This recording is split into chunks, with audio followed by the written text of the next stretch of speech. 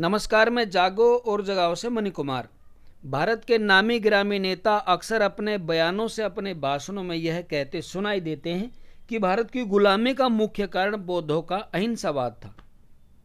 उनकी दलील है कि बौद्ध धर्म के अहिंसावाद ने ही भारत को युद्ध के डर से युद्ध विमुख तथा सैनिक शिक्षा विहीन बना दिया, जिससे भारत की लड़ाकू प्रवृत्ति का नाश हुआ और वह विदेशी शत्रुओं का सामना न कर सका।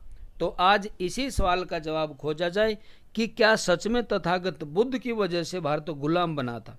क्या बुद्ध ने भारत को कमज़ोर बनाया था?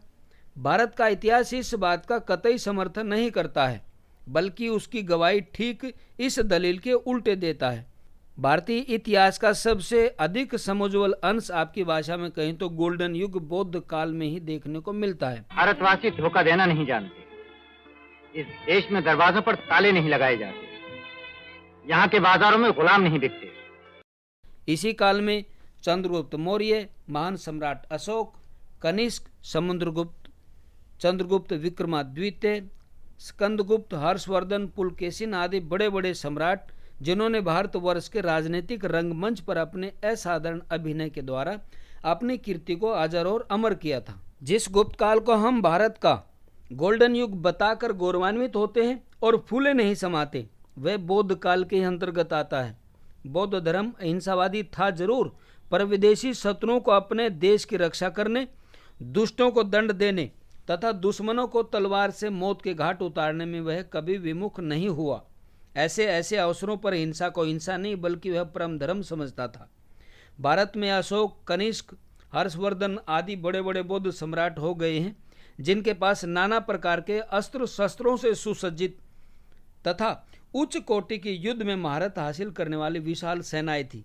आखिर अहिंसा व्रतधारी इन बौद्ध सम्राटों का हिंसा प्राण सेनाओं का रखना कौन सा अर्थ रखता है? यही कि बौद्ध सम्राट अपने धर्म तथा साम्राज्य की रक्षा के लिए निमित्त स्वदेश पर आक्रमणकारी शत्रुओं का नाश करने में अपना कर्तव्य समझते थे, जो बिना हिंसा का सहारा लिए नहीं हो सकता था। इनकी सेना केवल दिखावा करने के लिए नहीं थी, माना कि वे स्वयं आक्रमण कर किसी दूसरे को हानि नहीं पहुंचाना चाहते थे, परंतु इसका यह अर्थ नहीं कि वे अपने धर्म तथा राज्य की रक्षा में खून की नदियां बहाने के लिए तैयार न थे। बौद्ध धर्म ग्रंथों के अध्ययन से पता चलता है कि अहिंसा धर्म पर इसी प्रकार की शंका वैशाली राज्य के सेनापति सिंह ने तथागत बुद्ध के सामने आकर रखी थी। उन्होंने जिस खूबी के साथ सेनापति सिंह की शंकाओं का समाधान किया था, वह विचार करने वाली बात है। सिंह ने कहा कि क्या तथागत जो असीम दया का उपदेश देते हैं और सब दुखियों के प्रति करुणा का भाव दिखाते हैं, अपराधी को दंड देने की आज्ञा देते हैं? क्या तथागत का यह उपदेश कि हम अपने घर, स्त्री, बच्चे और अपनी जायदाद की रक्षा के हेतु युद्ध न करें, क्या हमें अत्याचारियों के अत्याचारों को चुपचाप सहकर उनकी अधीनता स्वीकार कर लेनी चाहिए दीनतापूर्वक? क्या तथागत यह सिद्धांत रखते हैं कि सब प्रकार के युद्ध, जिसमें सत्य और न्याय के लिए युद्ध करना भी शामिल हो, ये सब मना है? तथागत बुद्ध ने उत्तर दिया कि जो दंड का पात्र है उसे दंड, और जो पुरस्कार का पात्र है उसे पुरस्कार अवश्य ही मिलना चाहिए। अपराधी को जो दंड मिलता है उसका कारण अधिकारी की बदनीति नहीं है, बल्कि उसका कारण स्वयं अपराधी का अपराध है। हाकिम तो केवल कानून की आज्ञा का पालन करता है, अतः वह हिंसा का भागी नहीं होता। जो मनुष्य सत्य और न्याय की रक्षा के लिए युद्ध करता है, वह दोषी कदापि नहीं है। यदि शांति रखने के सभी उपाय असफल हो गए हैं, तो युद्ध का दोषी वही होता है जो उसका कारण है। शैतानी ताकतों के सामने कभी समर्पण नहीं करना चाहिए। संग्राम होना ही चाहिए, संग्राम होना चाहिए जरूर, परंतु किसी निजी स्वार्थ के लिए नहीं। वह जो स्वार्थ के लिए युद्ध करता है ताकि वह सबसे महान, शक्तिशाली, धनवान या प्रसिद्ध हो जाए, वो राजा पुरस्कार का पात्र नहीं होता।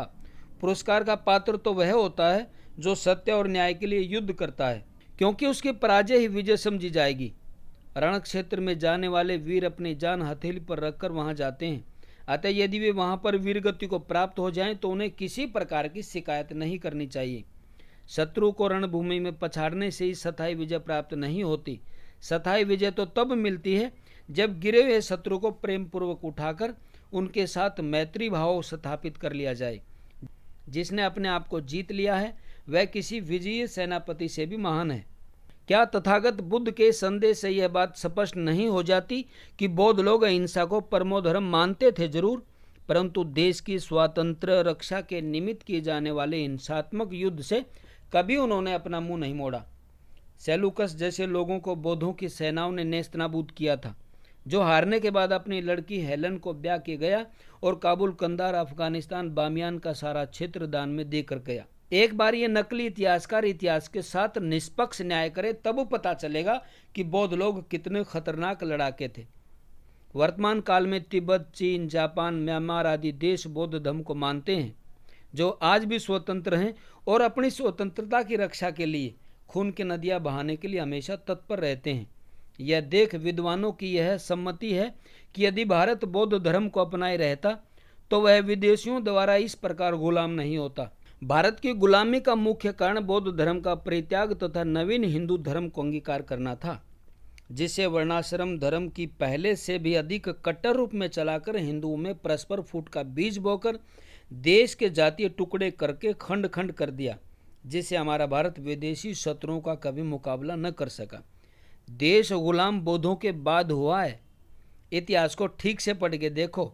मुसलमानों के हाथों भारत में हिंदू शासन का सर्वप्रथम अंत करने वाले बौद्ध शासक नहीं बल्कि स्वयं हिंदू राजा थे। मुस्लिम विजय काल से ही भारत के पराधीनता का काल प्रारंभ माना जाता है। मुसलमानों ने भारतवर्ष को किससे छीना? बौद्धों से या वर्णाश्रमी हिंदुओं से? क्या सिंध नरेश दाहिर, जिसके हाथ में मोहम्मद बिन कासिम ने सिंध छीना था, कोई बौद्ध राजा था? शाहबुद्दीन मोहम्मद गोरी को बुलाने वाला कन्नौजपति ठाकुर जयचंद क्या बौद्ध धर्म को मानता था? क्या दिल्लीश्वर ठाकुर पृथ्वीराज, जिसे गोरी के सामने परास्त होना पड़ा, अहिंसा का व्रतधारी था? क्या नदिया का राजा लक्ष्मण सेन, जो कुतुबुद्दीन के सेनापति इख्तियारुद्दीन मोहम्मद बिन बख्तियार खिलजी का नाम सुनते ही बिना लड़े ही अपने महल के पिछवाड़े के द्वार से चुपके से दुम दबाकर भाग खड़ा हुआ, क्या कोई वो कायर बौद्ध भिक्षु था? इस प्रकार के अनेक सवाल उठ सकते हैं कि भारत को विदेशियों के हाथ बेचने वाले अहिंसावादी तथा समर विमुख बौद्ध नहीं थे, अपितु अपने आप को बड़े ही रणबांकुरे बताने वाले, हथेली पर जान रखकर जूझ जाने वाले राजपूत जैसे कट्टर वर्णाश्रमी हिंदू थे। अशोक विजयदशमी को आप सबको अनंत मंगल कामनाएं। आपको हमारी यह रिपोर्ट कैसी लगी कमेंट करके बताएं और इस वीडियो को ज़्यादा से ज़्यादा शेयर करें ताकि सच्चाई सबके सामने आ सके। और ऐसे ही वीडियो के लिए जागो और जगाओ को सब्सक्राइब करना ना भूलें। धन्यवाद।